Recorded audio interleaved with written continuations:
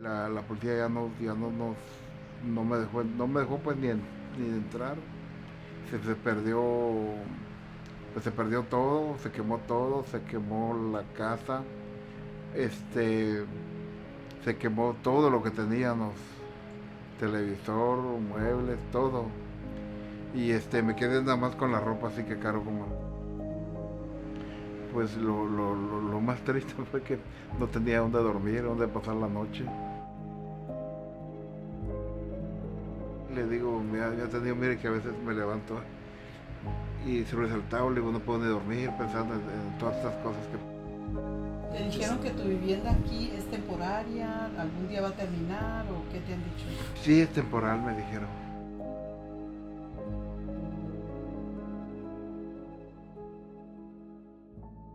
I was very fortunate that my home survived, but many of our brothers and sisters that live in this community, it just went through the whole valley.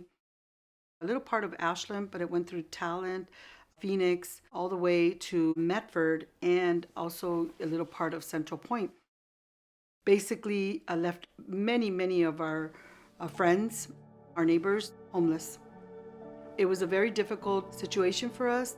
We were already, dealing with COVID in March, and in September, that's one of the most devastating things that happened here in our valley.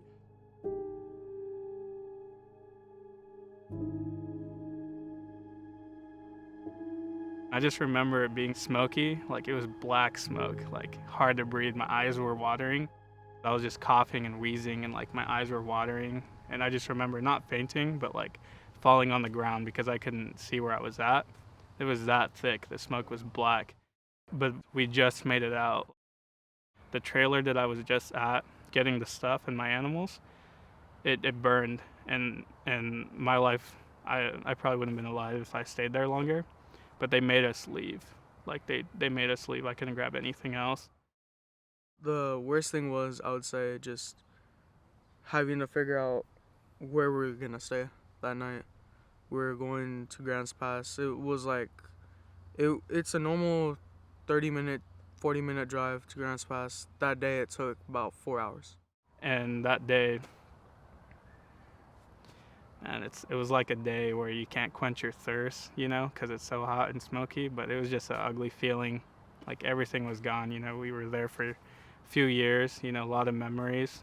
Life was pretty good. Like we didn't have much, we were poor, but we worked hard for what we had, and it's so unfortunate.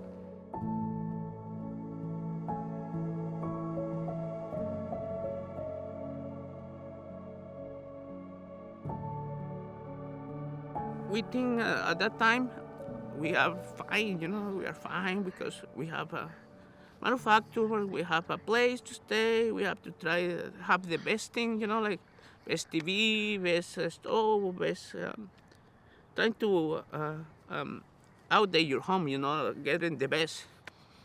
And for us, we are working hard and trying to have the best, for our kids. That day, we lost everything. We ended up Grants Pass, sleeping in the hotel parking lot right there, and we lost everything that day, We lost home, we lost all those trees, animals. We lost our life, I remember when one girl told me after the fires, she came for volunteer, and she told me, I'm gonna be honest with you. This process is gonna take a lot. I lived for 5 years in RV, and when she told me that, I feel like, you're crazy.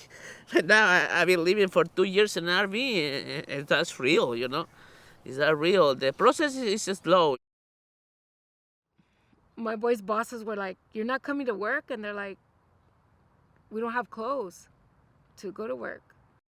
I was fortunate because I stayed with my daughter, and we couldn't. There was too many of us and too many dogs, so they would come and shower and stuff. But when they were at the hotels, it was very like walking on eggshells. My boys say, and then they would get food boxes, but it was like peanut butter and jelly. There's certain cans that we didn't even know what they were because they were unmarked or anything like that, so we didn't want to touch them. In my culture, you want to eat carne, frijoles, tortillas, blanquillos, like eggs, you know. You want to eat salsas, you know, you want to eat food. You know, that's food, that's little snacks for us, but for our family, you wanted to eat.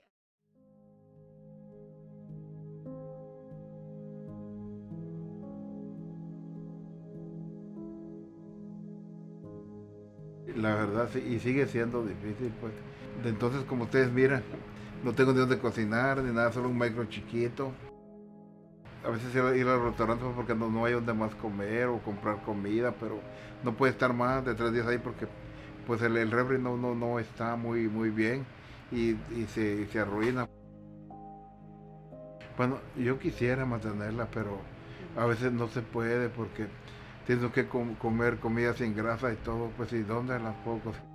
Pollo asado, carne asada, dice que sí puedo comer un poco, verduras, pero cosas que no tengan, comidas que no tengan sal por el comer afuera. Y la comida es cara, pues, pero pues. It's cool going to a motel when you go on vacation, you know, you're hyped up, but to make that a norm, it's hard. You know, they don't have the accessibility, like if they had their shower, their handicapped shower, or they don't have a comfy bed. You know, they don't have their dog's not able to go outside in the yard. We try to live one day at a time, you know. It's like I remember when you have your home, you can buy food and storage, you know, like you go Winco and get your full car and come back home and put everything in place. And for us, not. Our fridge this big, you know, and we can have even ice, you know. It's like you can buy food for cook every day all the way. And it's more expensive when you cook food every day because you have to go trip and plan what you're gonna eat tomorrow and the next day, and you don't have a big fridge for storage everything. You have to cook something you need to eat the same day. You know, you can save anything for next day. So it's hard. It's hard to live in RV with 3 kids. Grandpa is still with us. It's hard, but we don't have another option right now. There's a lot still in motels, and they're told to be grateful. Or people that lived in RVs, be grateful that you have a roof over your head. But there's still a long way, the healing, the trauma, the loss. Because you don't remember everything until you're like, oh, I remember this. Oh, I lost it. You don't have it anymore.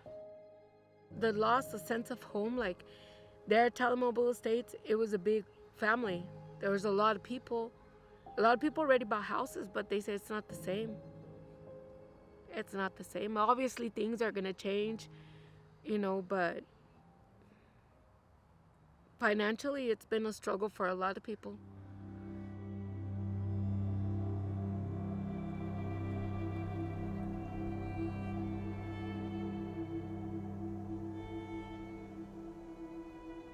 When these trailers burned, it wasn't just trailers, but where I lived was trailers. There's plenty of other homes, apartments, houses that people lived in. Everything was going up in price. You know, everybody needed homes and places to stay. So like, there was places where I wouldn't qualify because other families were getting help. Me, I was just like a 20-year-old at the time. I didn't qualify, yeah, and like I didn't have like the deed to the trailer because it burned. There was just places that were too expensive. After the fires, everything go high, you know, prices for everything. Houses, property, you know. The property we used to rent, the guy said, well, you know, I don't want any manufactured home right there. I'm gonna sell the property, you know. And just ask him, hey, how much you want for your property? And he says $700,000. I don't have that money, you know. So I have to say bye-bye to that place. Was our home for many years. Dijeron que 18 meses, hace como unos 3 meses que agarraron ellos. Pues no sé, le digo, pues, tengo que encontrar algún lugar. O, si le digo, no sé qué va a pasar, si si me voy a quedar viviendo aquí, o dónde voy a ir, o dónde voy a ir no sé. The one thing that really has taken much of the effect is our undocumented community was not provided with the resources that they needed. Federal funded organizations do not help supply the resources that our folks need. These are the folks that live in this area doing the work that nobody else will do. I have taken people to different agencies, and because they don't speak English, they've been turned away or discriminated against. And it makes me sad because I took a lady who didn't speak any English, only Spanish. They let me go inside, left her outside, and they offered me help, and they didn't help her. Go to one place and see the face of the people like angry, like instead they help you feel good, you feel like you're doing something wrong, you know? And that is the worst thing, you know, when people don't believe in yourself, you know, you try to tell them, hey, we have this plan, we want to do this, we want to do that, and they ignore you, you know, the crazy people, you know, and that's the worst thing, you know. It's not easy at all. The whole changes, the whole outcome, everything that's happened. It's more like your life got turned 180 and you gotta go a different way. We had plans, you know, vehicles, definitely upgrading the trailer, you know, getting some stuff done that needed to be done. That money that we had set for the trailer home, we had to restart, spend it all, like hotels, motels, or offering couch money, you know? And then like it went away like that. It set me back because I was supposed to go to colleges, but then since the fire happened, I had to move, I had to set everything back up, I had to figure out what I was gonna do. That set me back at least half a year or a year to even try to talk to colleges. You thought that you were gonna get set up and then it just crashes. Like you were walking upstairs and the floor just breaks and you're stuck right there. And that's how I felt. It made me depressed, not having a home. It impacted me in a very negative way. I know life's not easy, but that was like a big slap in the face. Not having anything, not having, you know, a constant roof over my head, my own place to call home, you know, it sucked. You know, I've never felt so alone, you know. I could be around people, plenty of people, and I still felt alone. And I still feel that way right now. People need mental health too. People doesn't just need like food or clothing. They need family. They need to be able to be together, you know. I visited a family that they had an autistic boy. They were in an RV still on a piece of land that they were allowed to sit in. But that's not home. They said that another help coming for people, the federal, but that is gonna be application gonna be received until fall 2023 next year. I feel like completely normal, without stress, and not living this situation. 2025 or 26. Back to normal. Le digo, pues triste, pues, porque le digo, uno lo recuerda donde uno ha vivido y todo. A veces uno dormido piensa que uno está en el lugar de donde uno vivía y cuando uno despierta ve que todo no es así, pues. It's very frightening, very scary to think that our lives, you know, would end right there in that fire. But I have to tell you that one of the things that, you know, Unite Oregon has been so instilled in the work that we do that we didn't stop. We were calling community members, we were working day and night, making sure, you know, where are you at? You know, you're at the expo, you're here, you're there. Even though we were hearing these voices from our community and the cries, you know, of children and families, it was very, very difficult to bear. But we had a job to do because this is our community. And as Unite Oregon, you know, we strive to do the best that we can to provide the resources that our community needs. We're not giving up because we're very resilient people. in this valley.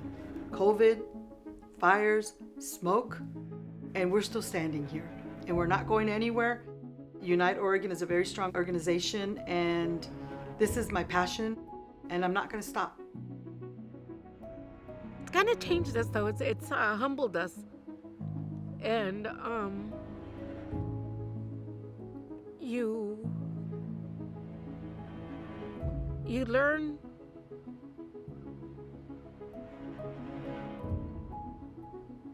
to value your life and of others, and to help when you can one another. We want some place with garden and chicken, be autosufficient, have your own vegetables, That's what I've been teaching them, like back to the basics, like you have your property, your garden, you live from your garden, and for your animals, you don't need more. That's what I've been doing with my kids, and I want them to learn that way, They can go outside, pick the vegetables, and come back, and we're gonna have this for lunch, or we're gonna have this for dinner.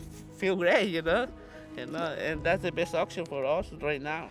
It's beautiful when you have a place and you have the space for doing gardening or animals, Since I can't work right now because what just happened, I'm definitely going to get my GED. I'm just going to hit the books hard, and then I want to go to college after that here at RCC. That's my plan. I want to have a good career, paying job, not something that just pays good, but something I enjoy doing. Yeah. Yeah, everyone does, yeah. I think that we can do it, I see that. I see that we can do it. It's like what I said, we did once, we can do it again. Take time, but nothing is one day to another,